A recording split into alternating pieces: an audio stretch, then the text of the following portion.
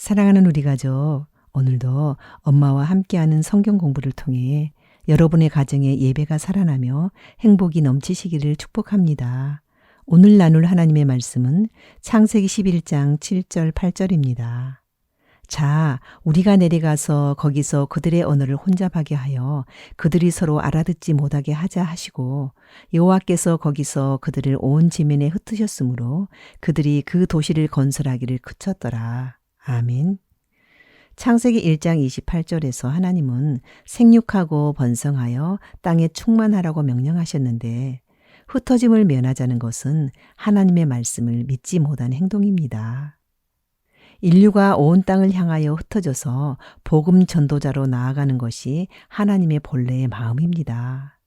그러나 그들은 생육하고 번성은 하고 싶은데 땅에 충만하게 흩어지기는 싫은 것입니다.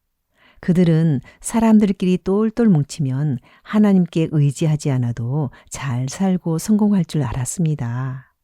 그래서 사람들끼리 뭉쳐서 바벨탑을 쌓은 것입니다. 하나님의 신실하신 약속을 믿지 못하고 하나님의 주권에 도전하는 행위입니다.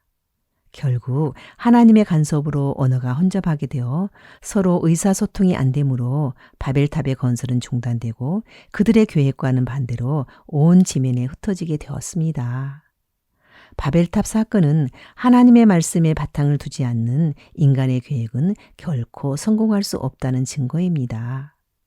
언어를 혼잡케 하셨다는 것은 처음 하나였던 언어를 폐지하시고 전혀 다른 언어를 만드셨다는 것이 아니라 처음 하나였던 언어의 어순을 바꾸는 등 뒤섞어서 혼잡케 하여 하나였던 언어가 수많은 언어로 분화되어 전혀 다른 언어로 들리게 한 것입니다. 바벨탑을 쌓은 결과 언어가 혼잡게 되어 서로 말이 통하지 않으므로 온 지면에 흩어지게 되었습니다. 하나님께서 언어를 나누실 때 각 개인마다 언어를 혼잡케 하신 것이 아니라 언어와 종족과 나라대로 즉 가족 단위로 언어를 혼잡케 하셨습니다. 즉 종족의 언어에 따라 그들의 나라가 되었다는 것입니다. 이는 하나님께서 언어를 나누실 때 한 가족 안에서 말이 통하지 않도록 하지는 않으셨다는 것을 의미합니다. 하나님의 이런 배려는 하나님께서 가족을 얼마나 중요하게 여기신가를 보여줍니다. 이렇게 하여 국가가 탄생되었습니다.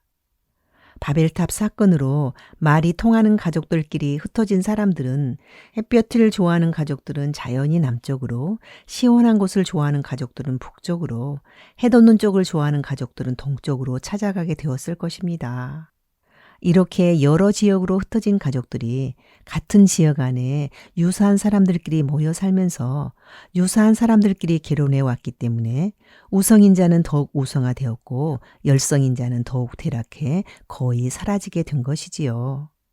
인종의 고착화는 같은 인종 간의 결혼으로 열성 유전인자는 소멸되고 우성 유전인자는 축적되어 골상, 체격, 멜라닌 색소에 의한 피부색, 환경, 언어, 문화, 식습관 등의 동요로 인종의 동질화가 가속되고 분화되어 오늘날과 같은 피부와 골격이 형성된 것으로 봅니다.